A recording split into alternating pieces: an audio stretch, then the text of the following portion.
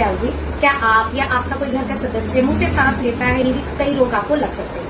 सबसे पहले हम देखेंगे मुंह के कौन से रोग हमें लग जाते हैं अगर मुंह से हम लगातार सांस लेते रहते हैं। मुंह से लगातार सांस लेने से जो मुंह का लार है, सलाइवा है, कम हो जाता है और जिससे गम्स डिजीजेज, जो मासूड़े के रोग हैं, जो आपके दांत के रोग हैं, कीड़ा 4 गुना ज्यादा लगता है, तो 4 गुना बैक्टीरिया ज्यादा आपके मुंह में बढ़ जाता है। इसके अलावा दांत टेढ़े मेढ़े हो जाते हैं, जो आपका लिखा है वो अपनी टोनिंग खो देता है, जिससे जो आगे वाले दांत है वो बाहर की तरफ सटकने शुरू हो जाते हैं और कई बार इसे निकल भी जाते हैं। स्मेल भी आनी शुरू हो जाती है, बैड ब्रेथ, जिसको हम हैलिटॉसिस कहते हैं। तो ये एक रोग है, उसके बारे में आप ध्यान से सुनिए।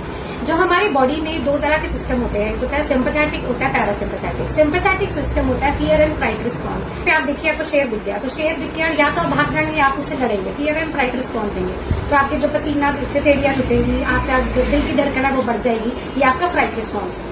और आपका जब नॉर्मली रिलैक्स रहते हैं, आप रिलैक्स मोड में रहते हैं, तो आपका पैरासिम्पैथेटिक सिस्टम जो होता है वो नॉर्मली काम करता है। पर जब हम ज्यादा मुंह से सांस लेते रहते हैं तो सिंपैथेटिक सिस्टम ही ओवर एनहांस होकर वो एक्टिवेशन ले लेता है, जिससे आप हमेशा एंजाइटी में रहेंगे, आपका हेडेक रहेगा, आपका बीपी बढ़ सकता है, आपको दिल के रोग तक लग जाते हैं। तो करके आपका बच्चा अगर मुंह से सांस लेता है तो अच्छे से पढ़ नहीं पाएगा, फोकस नहीं कर पाएगा, वो उसका एकेडमिक रिकॉर्ड भी कम होता जाएगा और इमोशनल डेवलपमेंट भी काफी हद तक कम हो जाएगी। तो मेरी आपसे गुजारिश है कि प्लीज नाक से सांस लिया कीजिए। धन्यवाद।